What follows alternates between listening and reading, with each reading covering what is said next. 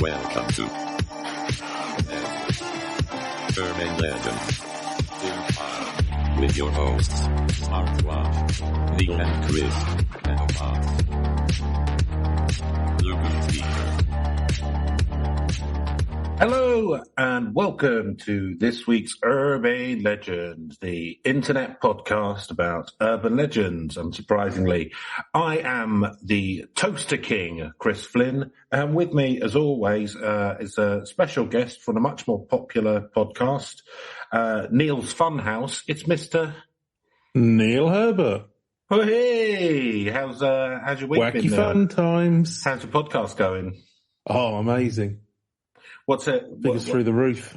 Really? What kind of numbers you putting up? Well, we don't talk numbers. Numbers aren't fun, Chris, despite what Richard Sunak thinks. Wonderful stuff. Math ain't fun. Math ain't fun, that's for sure. So you've been doing the Neil's Funhouse podcast for about 15 years now. You've had some pretty big guests on. Patrick Stewart, he was good, wasn't he? He was fun. Oh, yeah. Oh, you made him do a load of that Star Trek stuff. Did you? Right. Yeah. That was really fun. Just calling him Magneto, didn't like that. I think I might have got the wrong way around.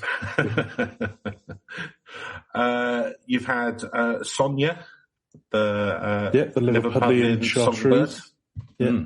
Yeah, she was a lot of fun, wasn't she? Oh, yeah, she's high energy. It's very high energy. Like suspiciously high energy on that. So.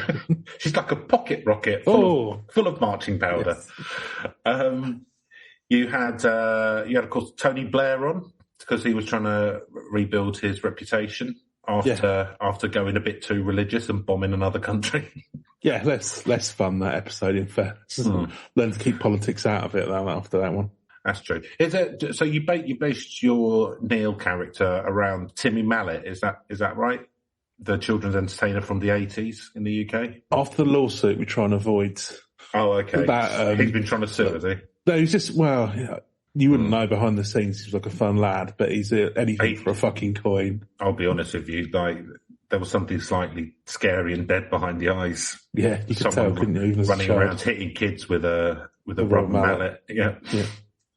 Oh, I used to love that. I think that's the first kids TV show that because that was on Saturday mornings to start with. Well, you had like that, and there was Roland Rat, and there all the hamster and all that as well, wasn't there? Was it TVAM, was it? TVAM was Roland Rat and that jazz. Was he BBC? No, he was TVAM. He was TVAM, wasn't he? Yeah. It was all part of the same thing, that's what I thought. I remember these things there was a puppetry show. Probably the earliest show I remember was a puppetry show called Ormond Cheap, and it was about an owl and Orm, which I think might have been a worm. I'm not sure. That vaguely rings a bell, but I'm not sure. I remember I used to like it so much. I don't remember anything about it clearly, but I remember I used to like it so much that I used to cry when it finished. Oh, sensitive boy. No, we used to like as well. I don't know if you were in, might have been a bit before your time, but Tony Hart, Morph. Mm-hmm. Yeah. He goes back away as well. Yeah, well, he was a mainstay, wasn't he? He was good, Tony Hart. Are these the kind of fun encouraging topics? Creativity in kids as well, you know.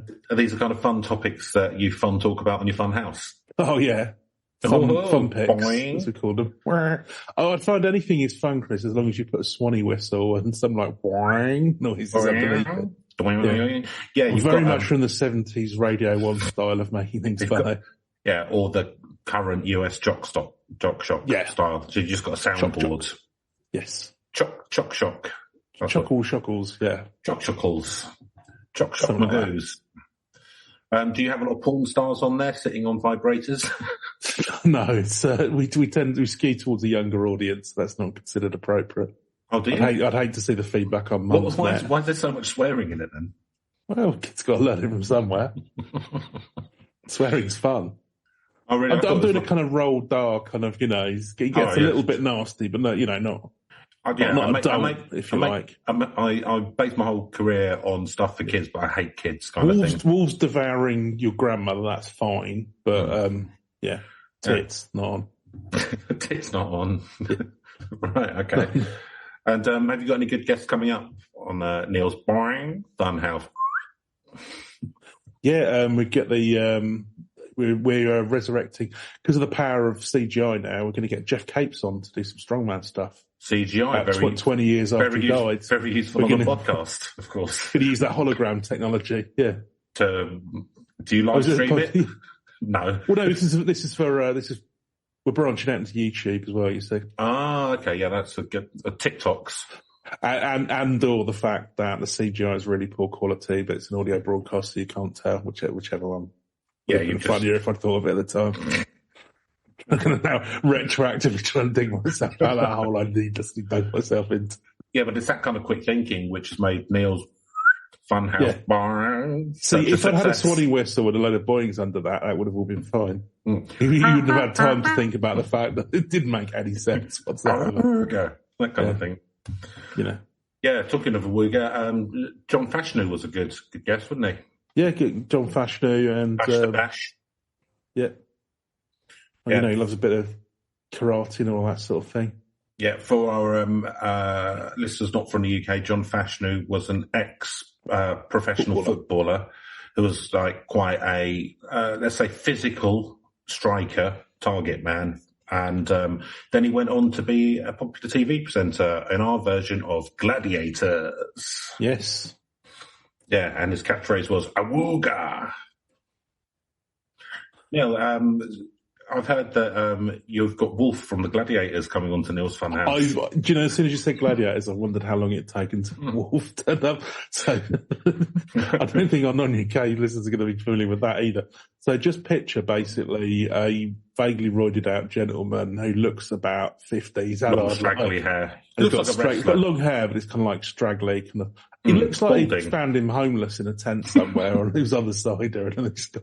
But he was quite a beefy lad. So like, do you want to get in a onesie leotard and growl at people? He was kind of the villain of the show. He was sort of like a bad boy, wasn't he? Yeah.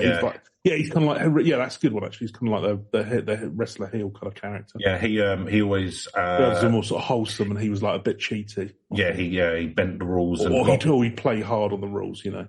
Yeah, and he always got into arguments with the ref, the Scottish guy who went, "Wolf, that is the last time. Get back to your corner. That's the last time I'm gonna. That's the last time I'm gonna warn you." And it never was. I heard that they got married after the show. So yeah, very passionate affair. Did you discuss that at all? I was just during Neil's Funhouse. Well, that was a few pints after the scenes. Oh, really? So we heard all about the action. They were like an oral chorus of the action. 69. Yeah. I prefer a 49. Couldn't tell one head from the others. Yeah. 49, you need incredible lower body strength for a 49. I'll tell you that much, Neil. Remove a rib, yeah. That's one for your Funhouse. Boring. Yeah. Well, I'm thinking of, maybe you need to do like a Funhouse Nights. Funhouse Nights, yeah. Funhouse After Dark. Yeah, why not? Huh? For mature audiences only. Well, you know that the dads are watching it a lot anyway, don't you? So you might as well try and get some of that moolah in as well. Who'd you do it with, like someone from Page 3 or something? Yeah. Joe Guest or something like that. I don't know any Jordan. of it. Let's say Samantha Fox is probably the last one I would have heard of. But you've heard of Jordan. She's yes, Jordan, yeah. Okay. Brighton, didn't she? No, she's a lot more famous now just as a kind of celebrity, isn't she? But yeah, she was Page 3 back in the day, wasn't she? She was, yeah. So maybe get her involved for the Neil's and Jordan's Boing Funhouse After Dark. She might be too big a name for it. I think she probably is too big a name. Yeah. And she's not a very big name. Yeah, no. we don't get huge guests. So can people find Neil's Boring Funhouse? Yeah, just look it up. Just look it up on any of this. Google, TikTok, Spotify, Vimeo, MySpace. Yeah, MySpace, Friendster, Emo. Yeah. Any Snapchat. Yep. Friends Reunited. Yes, Friends Reunited. The Blake 7 bulletin board. we're a broad church for all comers. Yeah, what was it? MSN, mailing lists. Yeah, what they got? AOL, whatever those things were. They used to those fucking discs that were constantly coming through the door. Yeah, there you go. Okay, well, I can. It's much It's much better than this podcast, so I can highly recommend. It would have to be, wouldn't it? Really? Yeah, we have to. I mean, we've been very lucky to get you on today. Yeah, frankly. I mean, it's costing us an arm and a leg. So, how did you become a toaster king then, Chris? Well, what I realised... Are you sure you're that level of toaster royalty, more of a toaster prince? Well, I've made myself a crown out of toast cut into triangles. Self-appointed toaster king. Okay, say no more. Well, that's how it starts, isn't it? You've got to fake it till you make it. So I walk around town. Work for the Burger King, to be fair. Work for the Burger King, yeah. And his crown wasn't even made out of burgers. Yeah. You know, he's made out of hobos, aren't they? Made out of the flesh of hobos. Yeah, makes you question where the meat for his restaurants come from. Yeah, the skin soup. Yeah. So I just realised that I'm very good at toasting stuff. I'll toast things that other people wouldn't think of, like potato waffles. You can toast them. Did you know that? In a toaster? Yeah. That cooks them up perfectly. Well, I suppose if it's got a low water content, then you're probably all right, aren't you? Yeah. Yeah. That's what you can toast salt. That's got very low water. Would you toast baked beans, for example? I would, and yes, I would, but in a sandwich bag. Okay. So that's how you're getting around that. You don't want to put them in. Yeah, I'm a toaster king. You're not going to trick me there. Yeah, well, just test it. Just test your credentials. Test away, sunshine.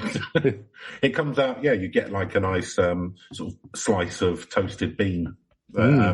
It's very nice, actually. You can have that with some hummus, maybe, toasted hummus, or toasted pine nuts. Very nice sprinkled on top. Again, you can toast them in your toaster. Toasted mayonnaise? Well, I don't really like mayonnaise, but I know, just I'd check. But yeah, you could toast mayonnaise. Why not? If you a lot of what you're asking does involve a toaster bag, to be honest. Yeah, because the liquids and the heat. That seems to be your one trick. Well, no. Go on then. Tell us about some of the more outlandish toasting things that you've done. Well, waffles. That's a good one. Yeah. You can cook. You can toast a nice chicken breast. If you just pop that in, don't put it. You have to put the toasting down a couple of times, but you also then you get the nice lines in, so it looks like it's char grilled. Like the ones that you get from Birdseye where they paint on the lines so that they look like they've been on a barbecue. Yeah, it gets. Practically tell the smoke, taste the smoke. Yeah. Yeah, I can actually because of the artificial smoke flavour thing. With a smoke style flavour. Yeah. You can do like chicken burgers. They're fine in the toaster. You can toast sardines in there. But fish and chips. Yeah, you can toast fish and chips. Of course you can. Yeah, if you want to heat it up the day after, or if you want to put it in, freshly battered, we can just pop that in there. The cleaning's a bit of a mess, but I would imagine so. It's kind of like a less convenient air fryer, isn't it? It sounds like.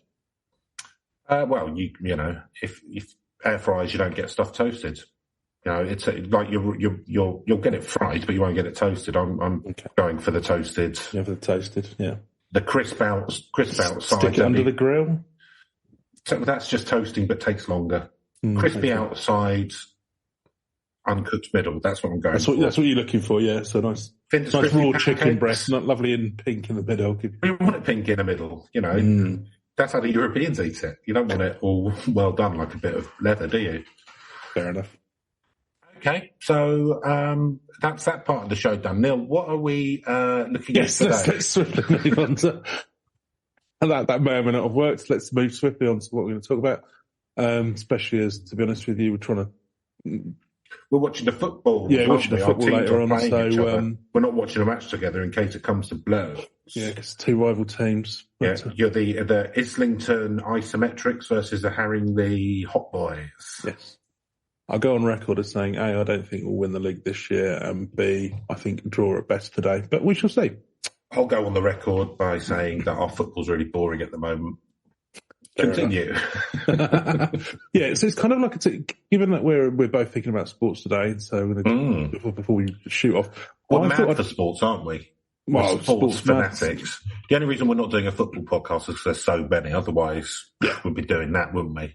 And as you figured out, listeners, we've got very little to say. So Cowboy Chris and the Big Lads, that's what it'd be called. Yeah.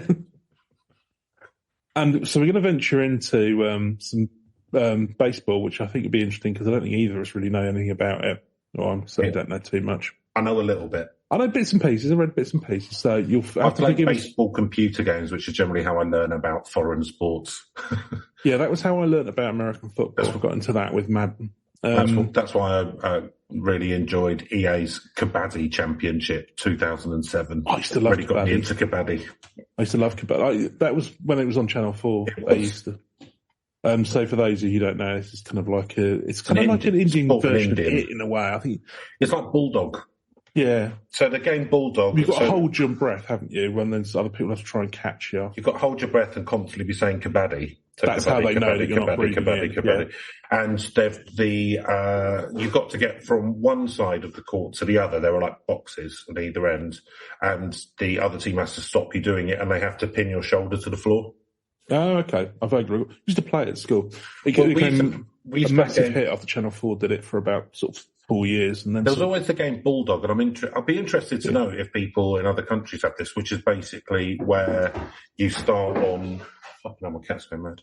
You start on one side of the playground, you have to get to the other, and there's like one or two people and they have to stop you. So like rugby tackle you, basically. Yeah. That's how we played it when I was a kid. Yeah, and then when you get tackled, you become one of the defenders. Yeah, then you're defending, and then the other person. Yes. Anyway, good times. Not any of those. We're here to talk about baseball, vaguely similar to cricket, I think, in some ways. Not really. I'm a cricket fan. It's got a bat and a ball. You hit a bat with a ball and then run around. You hit a bat with a ball, right? And then run around to score points. You don't hit a bat with a ball. You hit a ball with a bat. Yeah, well, all right, the other way around then. Frankly, I think it would be far more entertaining if they were throwing bats at the person and then he was throwing the ball at it. With a ball. Yeah. It would take far more skill as well, but no, nobody would listen to me. Why don't you contact Vince McMahon and try and set up extreme baseball? Because he fucking would. Like he did with NFL. I mean, yeah, XFL. Was it XFL? Was it something called? Yeah. Extreme Football League, I assume. Even more head injuries. Injuries. Dementia. You can literally see him in real time, just do an NMR scan as they come off the pitch. The helmets have got built-in 25% of his brain mass gone missing. The helmets have got built-in sonar, so you can see the brain rattling around. Deterioration in real time. It'd be like that brass-sized skit where Alzheimer's. Anyway, but I don't think any of that applies to baseball. That's just amphetamines and steroids. Yeah, that's just doing a lot of steroids and hitting balls around. So it's kind of like a combined one here because I think they're so similar. A twofer. I think they're so similar we wouldn't bother doing both at different times. I would expect no less from Neil's Boring Funhouse. Exactly. I thought about a wacky spin I could put, and I thought let's do a sports-oriented one and let's do two at the same time. So we're talking about the Curse of Bambino and the Curse of the Billy Goats. Curse of Bambino. There's going to be a lot of bad Brooklyn accents coming out probably today. Okay. So the Bambino is basically the name for Babe Ruth for some reason. Oh, is it? They had one interesting nickname for him already, Babe Ruth, and then decided that wasn't... Well, Bambino in Italian, isn't it? Bambino, yeah, same thing, I guess. Baby in Italian. The Italian-American Babe Ruth, I've never thought about it. Ruth doesn't sound particularly No, it doesn't. But unless that was a nickname as well. Yeah, the Bambino and the Sultan of Swat. Interestingly, Chris started his career as a left-handed pitcher rather than a batsman. Did he? A southpaw. They're known more for his batting skills. That would have been very difficult for people to judge his knuckleball. I would assume so. I'll take your word for that. Yeah, so we'll sort of flip between the two. So Curse of the Bambino, we'll start off with that one. So this is the superstition of the fact that there was a sports curse on a baseball team. Oh, Red Sox or something? It was the Boston Red Sox. Yeah, and then they won.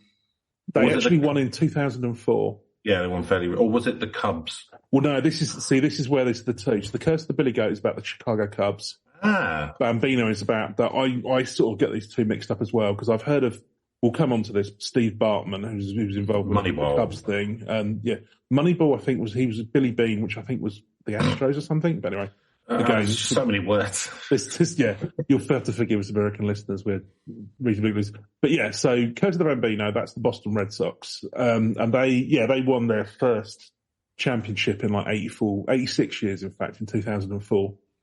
I think the Haringey Hot Boys are getting close to that since we last won a championship. Well, I was going to say, because it's kind of like, it's actually, I mean, none of this is that unusual. So I was looking it up, and actually, by and large, most of them do seem to win something at least every 50 years or so. There's a couple. They have, in America, they have a different thing, don't they? So you don't have promotion and relegation, so you've got a set number of teams, and then because you've got the draft system, then the shittest teams get to pick the best young players coming through, etc. So it tries to keep it evened out. Yeah, and I think they do to an extent. Although the Yankees always seem to be able to afford the best players, or they become consistently very good. And you think, I don't know, but I think there's a little bit more of that kind of thing that tries to sort of keep it a bit more. Yeah, we don't have that at all in football. No, and it's gotten even more ridiculous as literally countries are now buying out Premiership teams and just injecting whatever you like. And hilarious. I think one of the 3 teams that actually made a profit this year was Man City, which, considering they spend about $3 billion a year on players, is interesting. But then when your country can sponsor itself, anyway, let's get into that. We'll get sued. By who? No one's going to sue us. Well, it's potatoes. Maybe they might sue Neil's Fun Buying House. Well, exactly. You haven't said it on there. Yeah, I don't want to get him back to my fun house. No, what goes on in my fun house after a house is no one's business, Chris. It's going to be monetized very soon. Yeah. So this is named after the fact that they sold Babe Ruth, known as the Bambino. So he actually started out playing for the Red Sox until he was sold to the Yankees in 1920. And prior to this curse, the Red Sox were one of the most successful baseball franchises. They won 5 of the first 15 World Series titles, including the first in 1903, and that was like the most successful team at the time. And Ruth had been a contributor to 3 of their championships in 15, 16, and 18. So team sells best player and becomes much worse. Yeah, I mean, it almost feels like it's not that much of a superstition and more just, selling the best player ever in baseball. Yeah. Maybe we should have done that. It's like the curse of the Chicago Bulls that Michael Jordan left. I mean, to be honest with you, I think this one, they don't take it quite as seriously as the curse of the Billy Goat, which we'll get on the other side. Although, to be fair, that lasted a bit longer. Although, I mean, I imagine if you haven't won since 1918, that would be a pretty... like being Blackpool. Yeah. You're Preston North End or something. Yeah. Yeah. Although, again, it's not... Or the Royal Engineers. Or what they call the Corinthians. I don't know if they exist anymore, but... But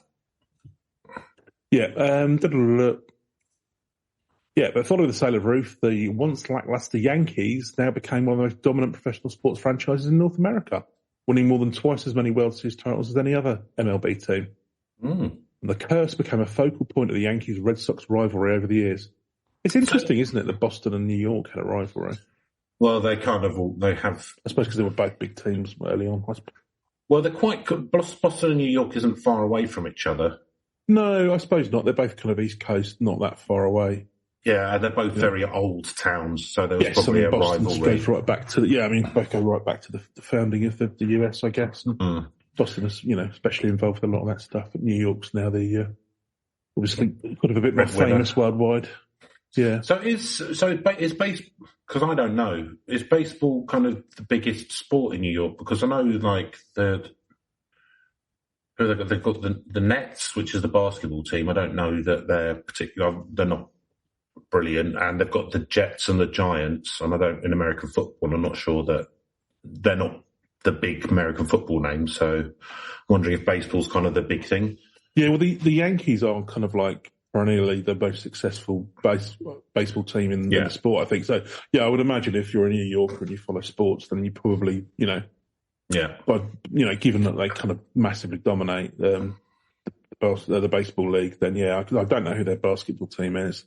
And as you say, mind you, there's a weird thing in football, especially when it happens in New York, but like pretty much all around the country, everyone just seems to want to move to fucking LA because you can just get a stadium built on the cheap. And yeah, a lot of that. Well, they're all threatening to, because there's this really horrible thing. I don't know about it in baseball, but I've seen with a lot of the NFL kind of like franchises where they'll just go like, well, I'll tell you what, taxpayers can pay for my stadium. Yeah, I'm a billionaire, or we're going to Los Angeles. And I just think, well, you can all fucking move to Los Angeles then if that's your attitude. Yeah, or Vegas now. Or Las Vegas, yeah. Yeah, because like they can't all play in fucking California, can they? Well, the Raiders, they've moved about 100 times since I've been alive. Really, yeah. So like Los Angeles, then Oakland, now they're Las Vegas. Because the Raiders used to be but I think because their kit was quite iconic, people used to wear a lot of Raiders gear back in the 80s around London. Yeah, yeah. There's a few of those ones, because I remember Washington became quite big as well. And of course, they've finally changed their name because that's not really appropriate. But it's a funny one because I mean this is one of those things. I think it's happened once in top flight football, but you just would never ever move. We don't have the franchise system, so because the clubs kind of they didn't come out of like an ownership, so it wasn't like someone said, right, I'm going to open a baseball team in wherever. And then because it's privately owned, they can move it anywhere. They come up kind of through communities in the UK. So they can't really be moved around. Well, I mean, they could in theory. But they can in theory, but there would be massive resistance. I think it's happened once. People have moved around within their cities.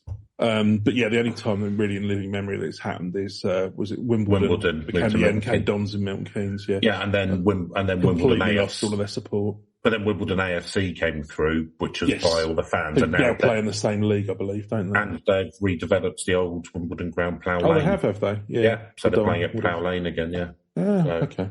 Kind of worked out better. Exactly. If we were going to get bought out by a consortium that just basically wants to move it to Milton Keynes, then... Well, there's constant talk of there was constant talk of Wimbledon being moved to like Dublin and stuff, wasn't there? Really? Right. Yeah. Jeez.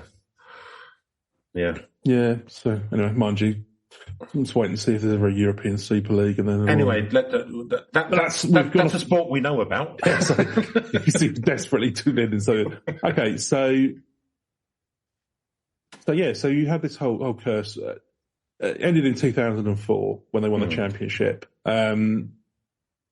So this became known as the Curse of the Bambino. This kind of long drought, off the back of a book by Dawn Shaughnessy in 1990. So became a key part of the Red Sox law and the media thereafter. And his book became required reading in some high school English classes in New England. So that's Hey, Billy, you gotta read this book about the Curse of the Bambino. This is what you don't do. Because the thing is, they talk about it being a curse. They don't say, when we'll come on to the Cubs in a minute, because they've got a better curse, really. There's an event that happens. I quite like the response to the Curse of the Bambino. So he was dated back to 1918, although he didn't actually sell across to 1920. I'm assuming it was suspended for the First World War for a couple of years. Would make sense. And the owner at the time, Harry Frazee, supposedly used the proceeds to finance the direction of Broadway musicals, including one called No No Nanette. I don't know if that's because it was successful or not successful.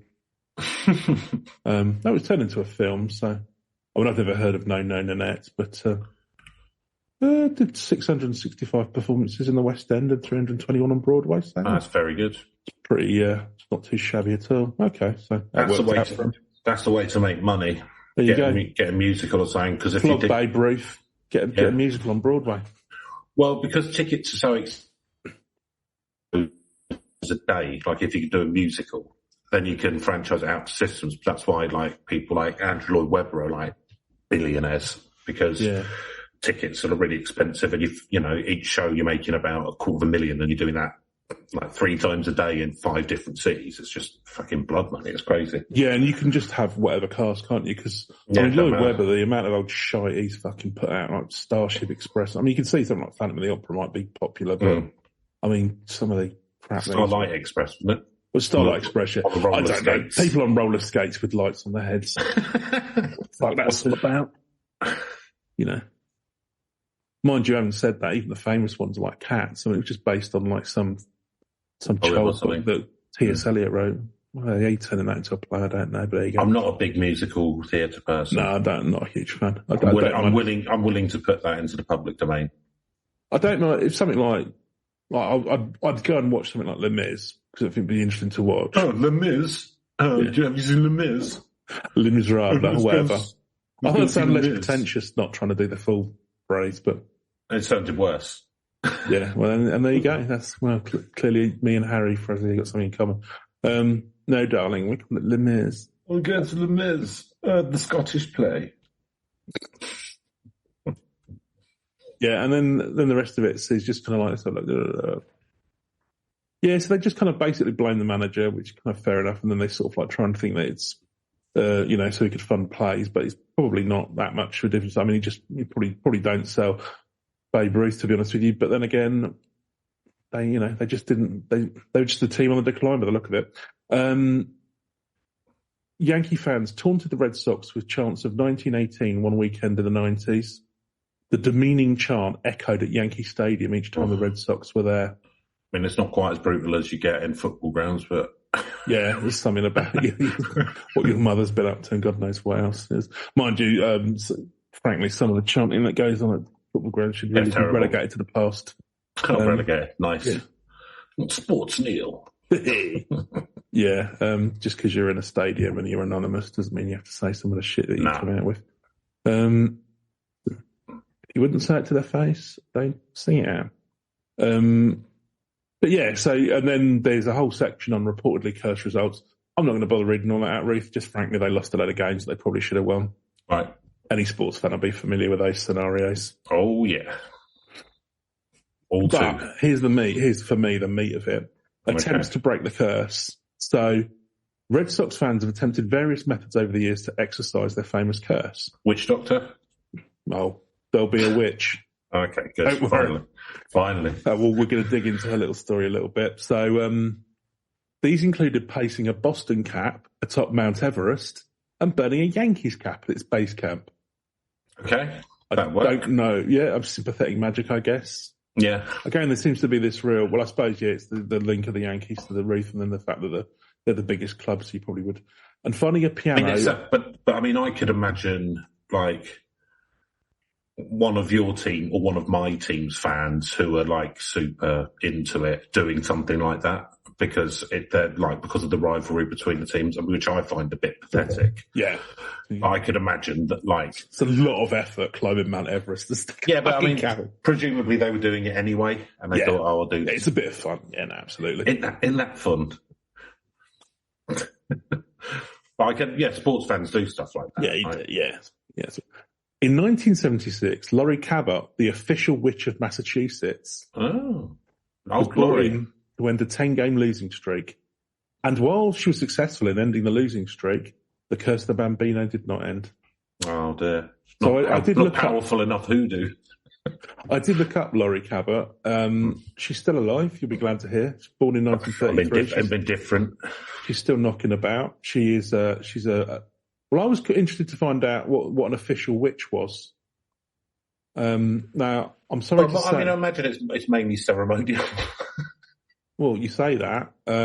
So having gone onto her website, if I look at the Cabot Code of Ethics... There we go. Actually, no, let's start with understanding witchcraft. I'd love to. Now, the first thing is, Chris... It's not about the devil. You don't spell magic M-A-G-I-C, do you? No, I said it with a J and a Y. J's get involved later on, don't worry. Right. Now, this is with a K at the end. Oh. That's proper magic. Hard K. This isn't like Paul Daniels. Yeah. This isn't making a rabbit come out twat in a tuxedo playing with cards. Yeah. This isn't some cunt shoving around balls in pots. Yeah. This is magic with a K. Yeah. You're playing with the fucking eerie forces here. I'm playing with elemental forces here. The spells are akin to prayer. I'm not pulling fucking handkerchiefs out of my nostrils. That's magic with a C. Well, apparently it's a combination of religion, art and science. Apart from the science bit. There's no black and white magic, Chris. It's just tools. It's just grey. Yeah. Magic can only help a line. Some may try and project their intent on others to cause harm, but this will trigger the threefold law on themselves and can easily be undone by any who knows the most elemental magic with a K. And this particular school of witches spell magic with also a J and a K. Good. There just we to go. Be extra magical. Anyway, so that's how I spell it. Yes. Me and my coven. Me and my two black cats. If you're worried about pentagrams, Chris, don't worry. The pentacle is a symbol for universal wisdom. An upside-down pentacle means you're wearing upside down, and it may be a fashion faux pas, but nothing more. That's what my mind is now at rest. Yes. And they have a code of ethics and everything, and basically, they do, yeah. I want to hear some of the ethical codes. Do you? So, I really do, yeah. and it harm none, do what you will. You've got to abide by that law of threefold law of return. Which is what? Treat others as you would like to, and harm none, do what you will. So you do what you like, but as long as it doesn't harm anyone. So cause no harm, basically. Right, okay. Very Hippocratic oath. Well, that's a threefold law. We abide by the threefold law of return. Oh, no. I don't know what the threefold law of return is, actually. So that's the harm thing. Threefold law of return. I can quickly look this up. Law of return. Whatever energy your person puts out into the world, be it positive or negative, it will be returned to that person 3 times. So if you put badness out into the world, yeah. We've got some examples out there that really do not stand up to the threefold law of return.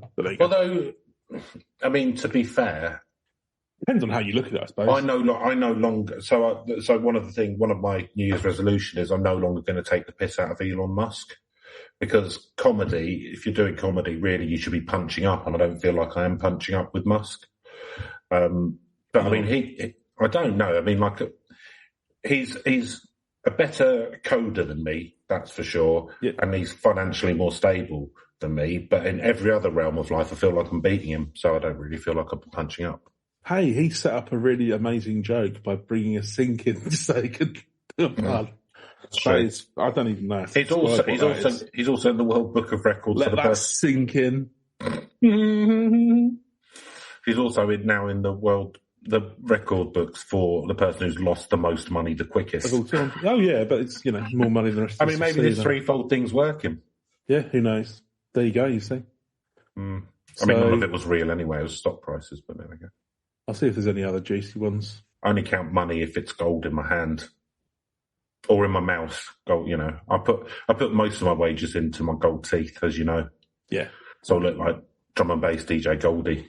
And you can also always plier them out and then spend them if you need them, can't you? Yeah, just spit them out. Yeah. Punch yourself in the face, spit them out, no problem.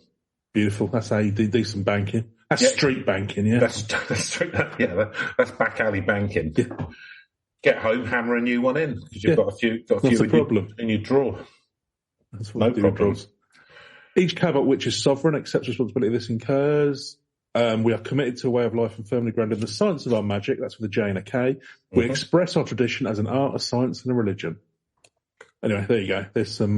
Those are the ethics. They also abstain from gossip. I mean, there's 13. Of course there are. And they don't charge money for healing cases, but they can do for tarot. That's fair enough. Fair enough. You don't need a prophecy. You might need some healing, so they're going to... They seem like, deluded good eggs. It's like a lot of the world nowadays. It's performative, imaginative, imaginary good acts. But at least your heart's in the right place, I suppose. I've got no problem with people doing that kind of thing, like I don't at all. and stuff. And knock yourself out. Maybe there's something to it, to the extent that if people believe in it, then the body's a very incredible and magical thing, and having a positive attitude or a belief in something can actually help the body heal itself. The panacea effect is a proven scientific thing, the belief does, So they're probably they're actually doing some good by getting, especially if they're not charging as well for the healing stuff. Yeah. So they're going, this will help, and then the person's going, it will help, and then it probably helps. If it makes your other's life better, good luck to you. I don't really mind. If I'm having a heart attack, I'd rather that the ambulance service were there. But, you're actually more likely to flag down a witch these days. Yeah, exactly. In this country, no chance. That's not good. Heart attacks and strokes are not considered category 1, so you won't even get an ambulance. Fuck's sake. Well, that's why to be fair, you either die, in which case we would have just got the hearse out anyway, or you'll survive, and then we'll figure it out later on. Maybe go and see a GP, get some. Well, that's why I've stripped a couple of live electric wires out of my wall, just in case, so I can just give myself a jolt. Yeah. Worst comes to worst. Yeah. Sponge in my mouth. It's street resuscitation. Right. Bootstraps, Neil. Bootstraps. Indeed, you got to make out of it what you can. So. I mean, when my father couldn't find an ambulance, he got on his bike and rode for 20 miles and found a fucking ambulance. He was found dead 1 mile in, but yeah, well, but he's get the get up and go of the empire attitude. Exactly. A bit more of that, a bit less of all of this entitled wanting to not die of easily preventable diseases. Yeah, all that entitled thousands of pounds a month to spend in taxes. I suppose you want to tax everyone a bit more, do you? To pay for that. Right. Anyway, for that. So there you go. There's a bit of witchcraft going on. Try and break that. Didn't. And I will say, I'm sorry to say the witch's shop is no longer physically available. We can buy cauldrons and herbs and incense burners online still. So. Oh, okay, good. And what would that website be?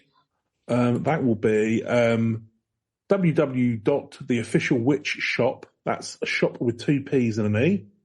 .net. Oh, the old-fashioned style. You can buy. I mean, the cauldron's a good value, I will say. A brass one for $18, a Celtic brass cauldron. That must be tiny. A cast iron one for $26. How many gallons does it hold? Yeah, I don't think they're very big, but if you're just brewing up some magic, a green crystal ball is $37, or a red one $53 for some reason, and then you're going to need to buy the dragon crystal ball stand, which is $30. So that's hitting you in the pocket. Well, but for about $120, you could be witching away, really. Yeah, and that's about £100. It's not bad, is it? What else are you going to do? A lot of hobbies. What else are you going to do if it's spend it down at bookies? Well, precisely.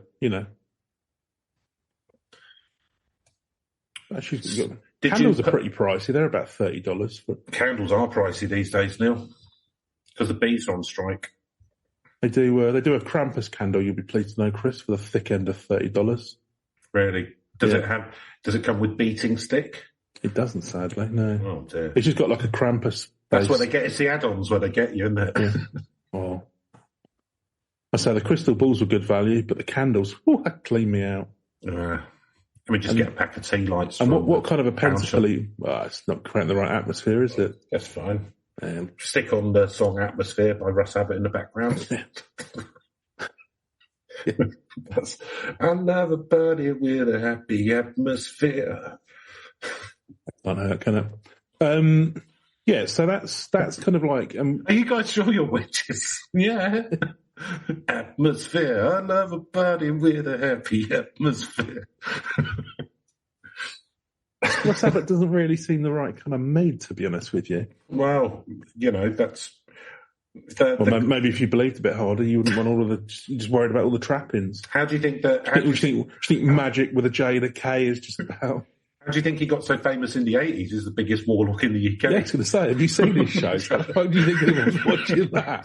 How do you think he got more than one series commission? Tell me there wasn't some fucking black magic going on there. I'll tell you what, the threefold law of diminishing returns of when his school is in action, he's having a very shitty retirement. Some unfunny fucker just I really liked it when I was a kid. Oh, I loved it, yeah. Thank you very much. I'm not going to sit here and pretend that I didn't think it was great. Probably can't watch it now. Oh, God, no. Can you imagine? Mm-mm. Basil and Bond. See you, Jimmy.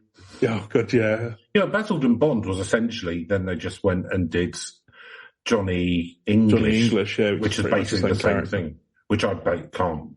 Except Ryan Atkinson is about 100 times the comic actor that Russ Abbott is. Oh, yeah, he's a lot better for me. Yeah, anyway, it's going to be not the 9 o'clock news, but that was. Blackadder was good. I don't know. I'm not the biggest fan of Mr. Bean. But if you have to do physical comedy, I think Ryan Atkinson is good at it. Anyway, Will Ferrell to do it. Fair enough. Yeah, I don't mind Will Ferrell. He's just been a lot of rubbish. Yeah. Anyway, talking of rubbish, Chicago Cubs. So, or rather, their baseball team until 2016. No, I was going to try not to bring down the wrath of the Chicago Cubs fans. We don't have any listeners in Chicago. You're fine. Oh, that's fine. I'll fuck them. Fuck them. Yeah. I was trying to think. Who's a Cubs fan? Who was the guy who was in K9? Yeah, John Belushi. Or was it Jim Belushi? No, he's dead. Fuck him. No, not Jim. No, Jim. Is the one who's still alive? I think he's still alive. I don't know. Jim Belushi, I think. Anyway, he's in...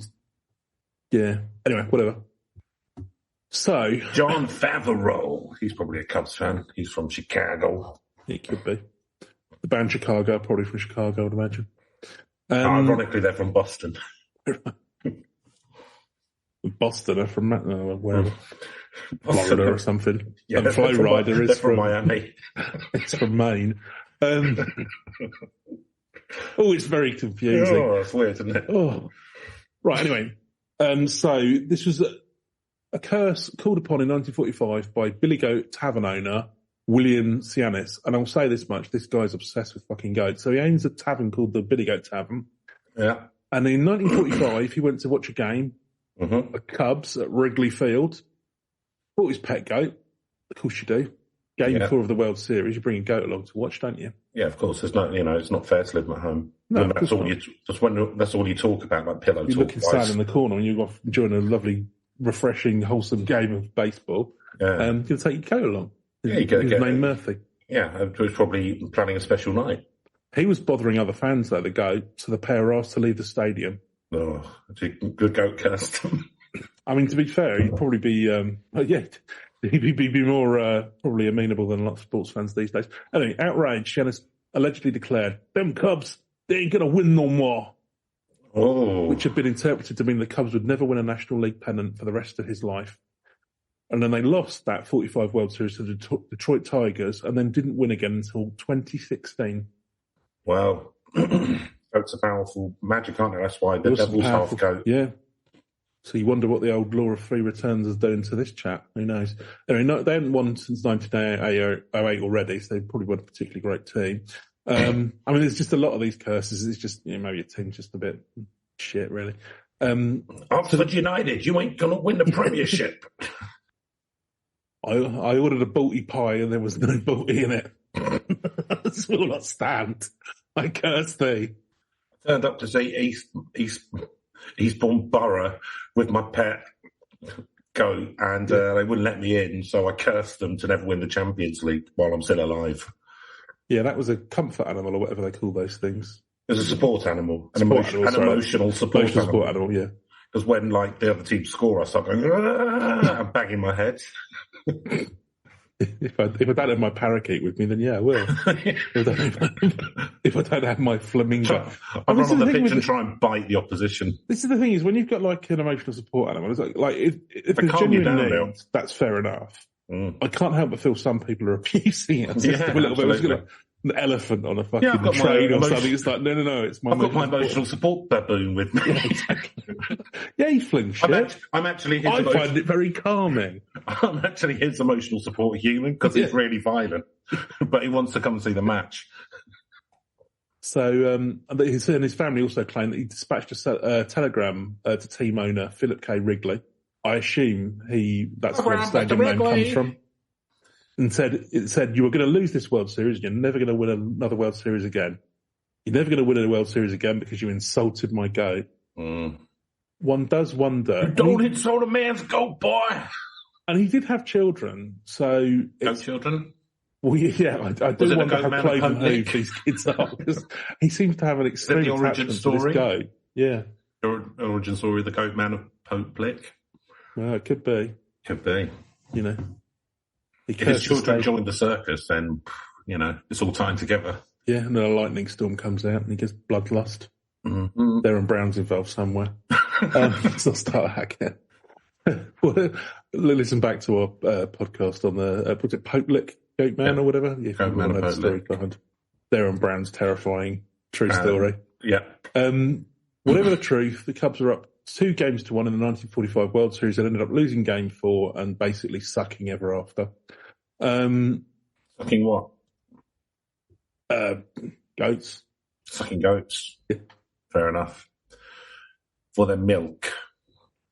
I was just using the vernacular. It was basically not being very good at baseball.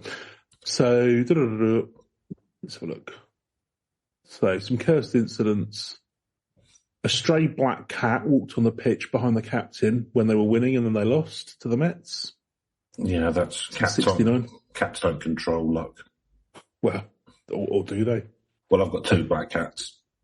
Well, but if a goat... And I'm a fairly lucky boy. What if a goat had cursed your flat though, Chris? Don't know, maybe that's why it's taking the landlord so fucking long to get the new contract through. Maybe it's a goat. Maybe it is. Maybe you should threaten him with a goat cursing. That'll speed his ass up. You put my rent up by 50 quid a month. I threaten them that you will never rent this flat out to anyone else, says you've insulted my goat. Meaning penis. Yes. And then there's a whole load of stuff that happens. Again, none of it's that massively interesting. The one that was interesting to me, I don't know, have you ever heard... It's a good pick this week, wasn't it? Yeah. Have you ever heard of a chap called Steve Bartman? So I remember reading about this. I know the song to the Bartman. 2004. Yeah, no, it's not a Simpsons thing. There's this chap he was like a huge fan of the Cubs. They were in there, and it was the year when they were supposed to break their duck. Was he the guy who caught the ball or something? Yeah, they got into the semi-finals effectively. I don't know exactly how this works, but they were one game away from the World Series. Yeah, playing the Marlins. World Series, which includes only American teams. Yes. World Series. Yeah. To be fair, I think it's named after a newspaper called the World's Fair Newspaper, something like that. It's not. It's just a. Yeah, just a national series. Yeah, just a national series. It's exactly that. So there's a tradition in a lot of sports, like if you go with cricket or something, if the ball goes into the stands, then you can't catch it. You throw it back. In fact, if you he's the guy who basically took it off someone else. He took it off the catcher's glove, and if the catcher had caught it, then the person would have been out and they would have won or something, isn't it? That's how you would, judging by the reaction, that's what you think it would have been the case. Yeah. In actual fact, you see a picture, every fucking one around him are all reaching out for this ball. Yeah. The catcher has basically got zero chance of actually catching it. He claims it was practically in his glove and he knocked it out. Absolute bollocks. So well, just about to jump 10 foot. Yeah, no, exactly. And it was in the fucking stands. And you look at, and basically everyone in the stadium suddenly turned at him and started throwing shit and dumping beer on him. He had to be escorted out by security. And then for about 15 years, he had to live as kind of a hermit because, the whole city of Chicago. I mean, it was really bad. It's like, and again, this is the worst of sports fans. Well, I think A, he was a passionate fan of the club, and B, he was like, good catcher. Like I probably signed him up. Yeah. But no, it would have been a great movie. He resisted, attempts to be an advert, stuff like this. But no, it's just interesting because, I would have rammed it down their throats. Well, no, exactly. No, and to be fair, he was quite humble about it. It's just, but I would have moved and got as much ad revenue so I could retire somewhere nice and warm. Moved to New York and then just become like a good luck charm for the New York Yankees. Exactly, that's what I would have done. Fuck you. Fuck you, yeah. New York's better anyway. Yeah, we're winning shit every year now. Yeah, exactly. Yeah. I'm living in an apartment on Broadway, which is owned by Pizza Hut. Yeah, putting on award-winning Broadway shows about how shit Chicago is. And your pizza sucks. I don't mind Chicago pizza, but no, that's what I would do if I was embittered by the reaction that he had. Because he was not dissing our Chicago friends, even though we don't have any apparently. Yeah. So we might. I mean, this is ironically this is the one they might listen to. It's just full of insults. No, we do. No, I'd like to go to Chicago. It looks cool. But yes, no, it would be a very interesting city. Basically, the mockery here is of all sports fans, including fans of myself and my colleague Neil's clubs as well. I hate anyone who takes that stuff too seriously, where it just becomes like this vilifies. And it wasn't just; it was like the talk show jokes. And so like they were blaming him and like, oh, what an idiot! Can't believe he did something that absolutely everyone else was trying to do. And from your point as well, like if he'd got that catch, they would have won the game. Well, no, he would have caught the thing. He would have had to thrown it back, and actually straight after that, they basically lost about 6 or 7 plays in a row or whatever. Again, we don't know anything about baseball, well, so apologies for not getting it. If he catches it, then the batter's out. But I don't know if the bases were loaded. Well, the thing is, at that point, then they hadn't actually scored anything. I think they actually let through about another eight runs after that. So it's inconsequential, but it was a good talking. It was a good thing to blame someone else when they inevitably fucked it up, as they did every single year, basically. And they vilified this poor guy. I think it ended up reasonably happily, and after they actually won, he killed himself. Yeah, he committed suicide. No, they sent him a championship. Best all rounds. yeah, probably best you do. Probably just your end it, really. No, they sent him a. You're miserable. We're all miserable. What it's normally. But no, they sent him there's like a ring or something that they win as part of the championship. So they sent him. There's one. I think all the players get one, and they sent him one especially. Oh, which really? Is nice, Yeah. Not really enough to make up for 15 years of wrestling. Well, he seemed. I won't read out the message, but he seems genuinely touched by it. So fair play to him. I would not be so lenient with the. Yeah. No, you're more a vindictive man, aren't you? Yes, I'm a petty vindictive man. Yeah, me too. Anyway, all ends in 2016. Or as I call it, man. So what did they do to try and attempt to break the curse? So they went to on the Chinese Zodiac's Year of the Goat. A group of Cubs fans headed to Houston with a billy goat named Virgil Homer. Headed to Beijing and massacred. No, they couldn't be bothered with that. They went to the Houston Chinese restaurant, and then when they wouldn't let them in, they tried to put a curse on them. That didn't work. Right. Well, they didn't have a goat. I mean, they lack the basic in which knowledge to know that the power comes from the goat. I'm sure I've read somewhere they tried to get someone into like a witch doctor to try and get the spirits out. I've heard that here somewhere. They brought a goat along to the Wrigley and raised money for cancer research. They should have done a game where there was only goats in the stands and no human fans. Yes, that would have reversed. That would have reversed it. Yeah.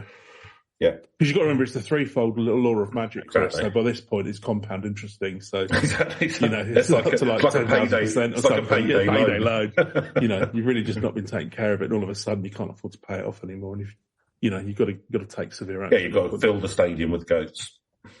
And here, I mean, I don't know what to think about this one. I'm hoping it was just kind of like it'd been for curry or whatever, but a severed goat's head was delivered to the Cubs in a possible effort to lift the curse on a team.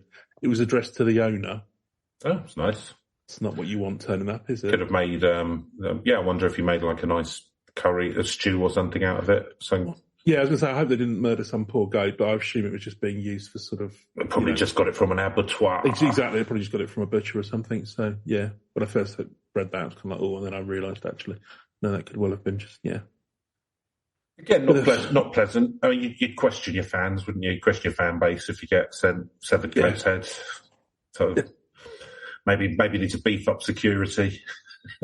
Yeah, I mean, that envelope was just sort of like dripping.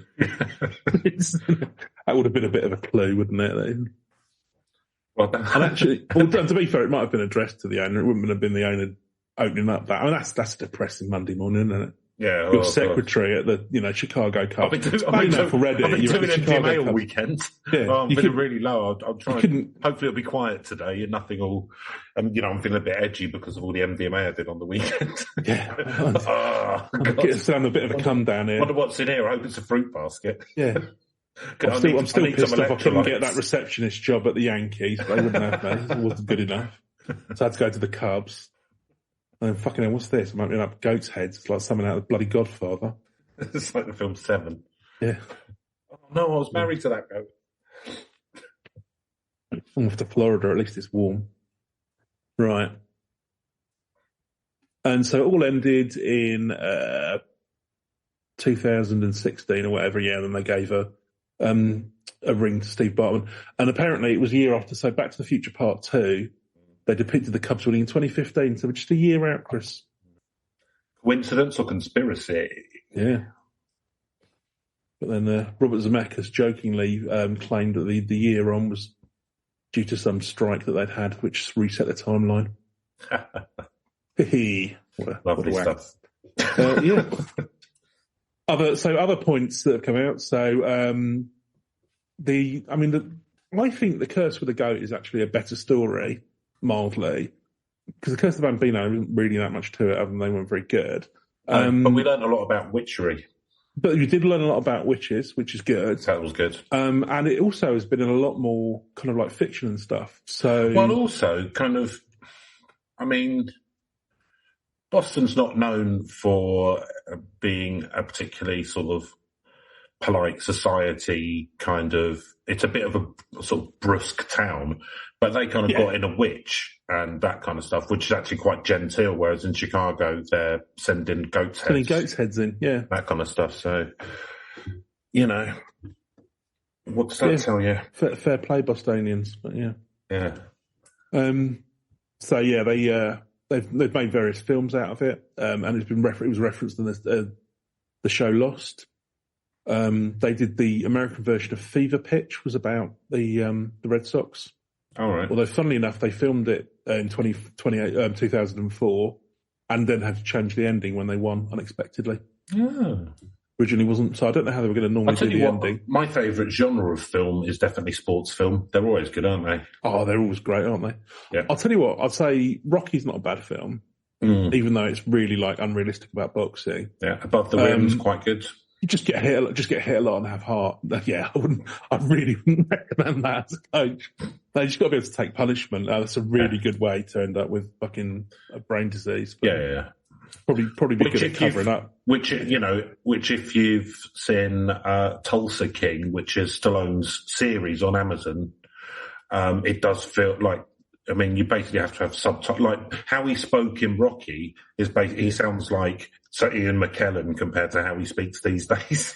You almost have to have subtitles underneath. Blimey. Well, yeah. We got quite into like a little bit of human growth serum and all that business, didn't he? Because didn't he end up having he threw they cornered him somewhere in Australia, and then a bottle of HGS turned up outside his hotel. They flung it out the window. Oh, was it him? It's happened to a couple of Hollywood people, isn't it? Yeah, I can imagine. Well, I mean, the thing is, I think they all pretty much admit that, like in the 80s, you were never going to get that muscly unless you did roids. Yeah, but I think even his I don't know, how old is he now? He's got to be like his 70s, isn't he? Yeah. Yeah, so this was about 15 years back. You know what? Like, it's watchable, Tulsa King. Yeah. Well, it's a bit of fun, Neil. It's a bit of fun. It's quite, do you know what? Like, you can't take it too seriously because Stallone's still like a hard man / a bit of a ladies' man, and you're like, oh, really? Fucking hell. God, it's like his version of Get Carter. It's got Herc in it from The Wire in a big character, so. I'll give it. But do you know what? Sylvester Stallone, I think, he's a pretty good writer, and he's like, it's very heart on sleeve stuff. Yeah, I mean, he wrote the original Rocky. Didn't he? I don't think he wrote this. No, I get that. Yeah, but no, I just think he's not an untalented person. He's just got that vanity where he just has to carry on being who he was or pretending to be the person he was in his 20s, wasn't it? It's like I've not seen it, but apparently Rocky V, he champions like the young up and comer, and then actually beats him in a match at the end or something. Who again was Wallace from The Wire? Oh no, that's Creed, isn't it? Oh, that's Creed. Sorry. Yeah. Oh, Rocky V's with Tommy the Machine Gun. Yeah, this was back in the early 90s. I'm guessing. Yeah. Just because I saw up to Rocky IV, and then it was like when he defeated communism in the ring, that was enough for me. Yeah. Oh yeah. Right. Anyway, it's been on a load of stuff. It's a Dropkicks Murphy song, so on and so forth. I mean, I suppose Boston have got lots of famous people, haven't they?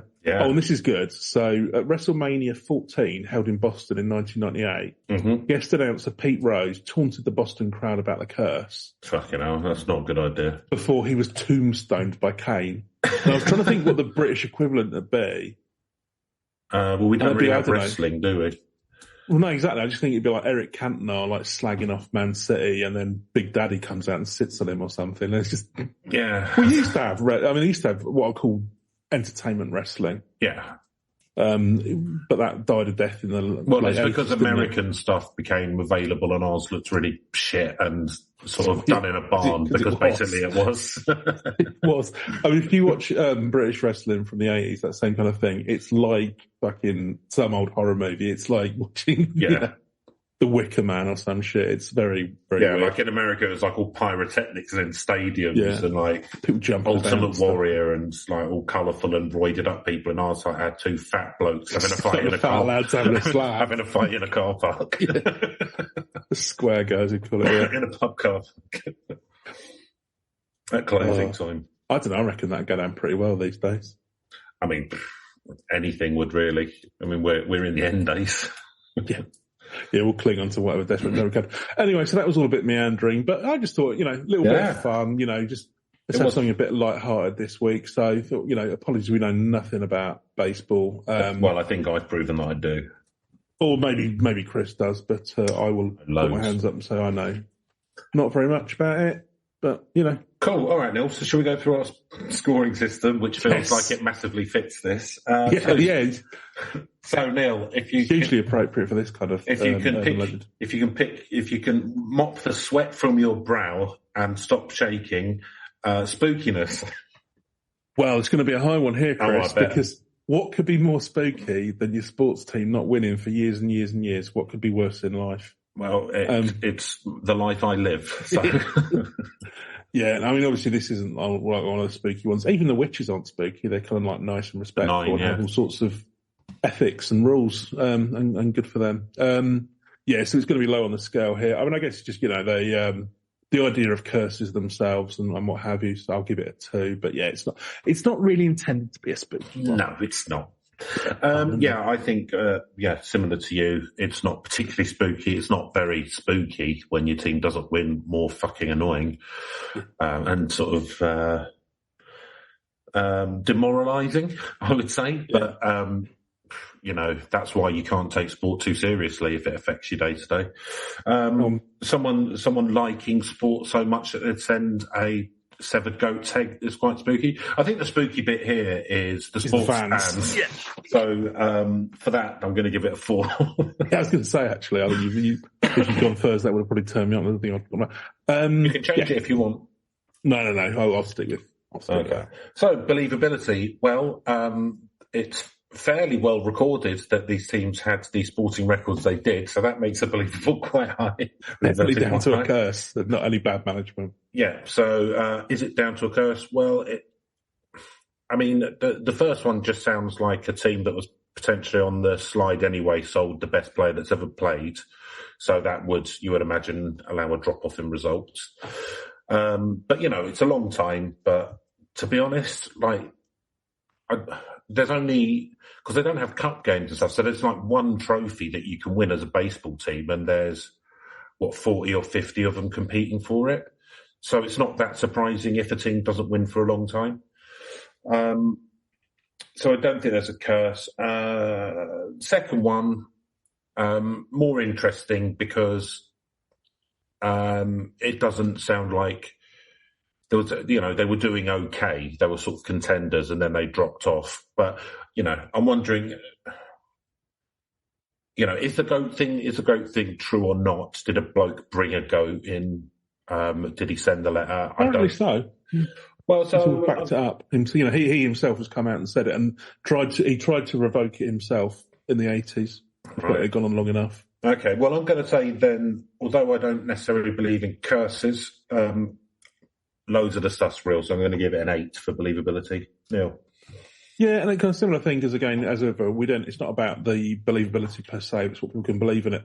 And anyone who knows anything about sports fans, everyone's really superstitious, even if they're kind of not superstitious. Yeah. You still slightly, just because the outcome's always uncertain, there's always this idea of jinxes and things like that even if you're quite rational, you still, you still buy into it on some level, I think.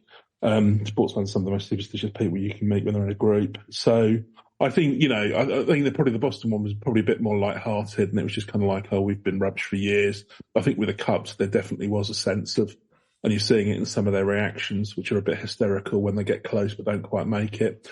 So I think it's about the believability of the fans, and I'm going to give it a 7 on that basis.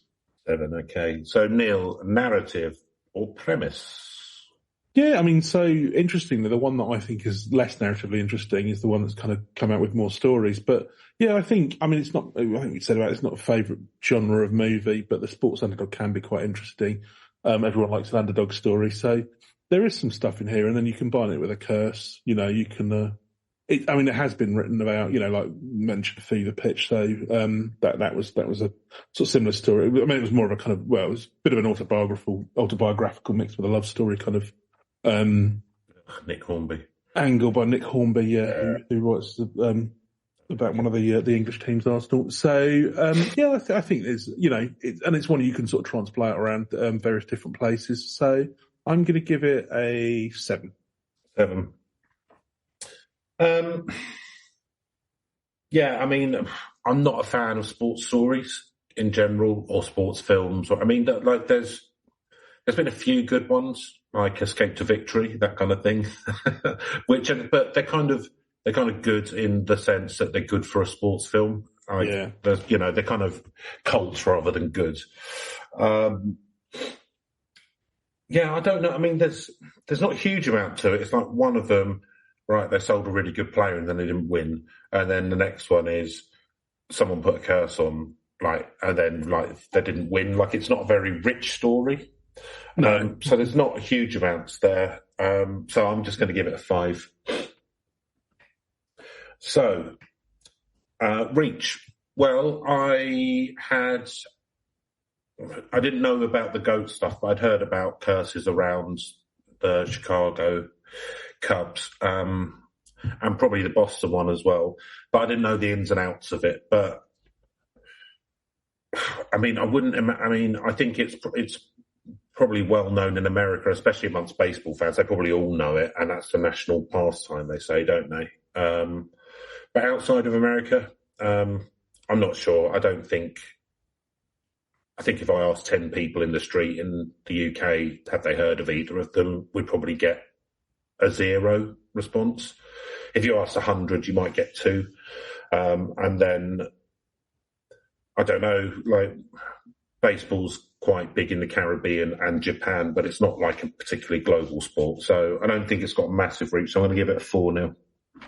Yeah, and it's a slightly low one here as well for me. So I had actually heard of these, and I thought it would be an interesting one to reach at some point as a light high one. But just through generally reading around other things, I'm not that familiar with the sport, as you will have gathered. And I think the interesting one here is it's one of those ones where we always think about how long something's been going on for. Actually, the fact that they've both now won the championship means in like 15, 20 years' time, these curses will be completely irrelevant, presumably, because, you know, there'll be something else to be blaming. Yeah, exactly. So the fact that the curse has been broken means that they sort of, you know, they're going to, you know, they won't really, it won't be probably an urban myth that sticks around for that long. So for that reason, I'm going to give it a 4. And that gives us an overall score of 41. Right down the bell curve. That's where we sit. That's where we live nowadays, Chris. Right on the average. Right on the average. Ding dong. That's not bad, man. My whole aim in life is to be slightly better. Not slightly above the bell curve. Like not to be below average. That's my aim. And you know, set that base nice and low. And I think that's realistic for me. So if you know of any sports hoodoo or jibber jabber, I guess, feel free to email us at herb.legends.podcast@gmail.com. I know you won't. And that's it for this week. Hopefully you've enjoyed our journey into American life and sport, which we clearly know very much about, and hopefully it's taught you, if you're American, something about yourself. So I will leave you with that thought and say, see you next Thursday. See you next Thursday. See you next Thursday. Don't worry, we'll be back with, I don't know, sort of like half monkey, half lizard or something. Fingers crossed. Business as usual. Sexy time. See you later. Oh, nice. Antennae. Server. USB. Wi-Fi. Chip and pin. Mini-bit.